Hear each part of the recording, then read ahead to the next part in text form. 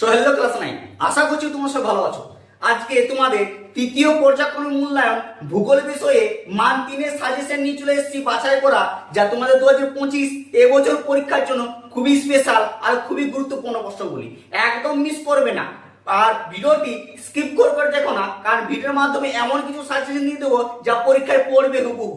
ঠিক আছে, তোমাদের তাহলে বেশি সময় নষ্ট না করে আজকের ভিডিওটি তোমাদের জন্য এই সাজেশনগুলি আলোচনা করব।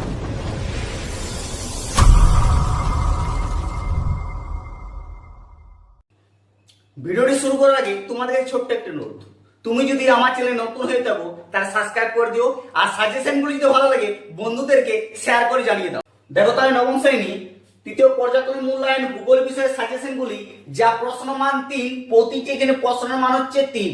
এবছর 2025 জন্য তোমাদের খুবই স্পেশাল প্রশ্নগুলি, কারণ এই প্রশ্নগুলি অনেক স্কুলে দেয় প্রায়, তাই তোমাদের স্কুলে পড়বে সেটা আমার শিওর থাকছে।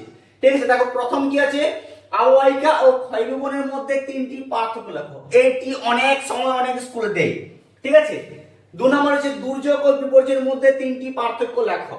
ক্লিয়ার? 3 নম্বর হচ্ছে পশ্চিমবঙ্গের পাট শিল্প সমস্যাগুলি কি, পাট সমস্যাগুলি আলোচনা করো, বা তোমাদের ঘুরিয়ে দিতে পারে যে পশ্চিমবঙ্গের পাট শিল্প অবনতির কারণগুলি আলোচনা করো। ঠিক আছে, হয় সমস্যা না হয় অবনতি, দুটার মধ্যে যে কোনো একটি দিতে পারে।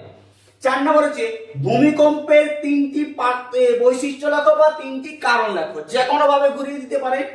5 নম্বর হচ্ছে দেখো, 5 নম্বর হচ্ছে ঋতু পরিবর্তনের কারণগুলি আলোচনা করো, ঋতু পরিবর্তনের কারণগুলি আলোচনা করো।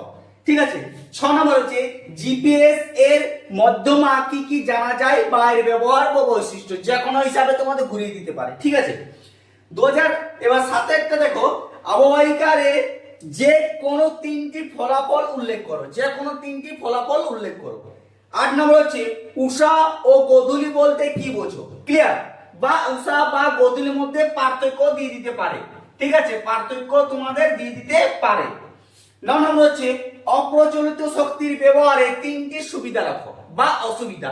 সুবিধা বা অসুবিধা যে কোনো একটি দিতে পারে। তোমাদের এই প্রশ্নগুলির মধ্যে আশা করছি তোমরা অনেক কমন পাবে। প্রতিটা প্রশ্নের মান হচ্ছে মান 3।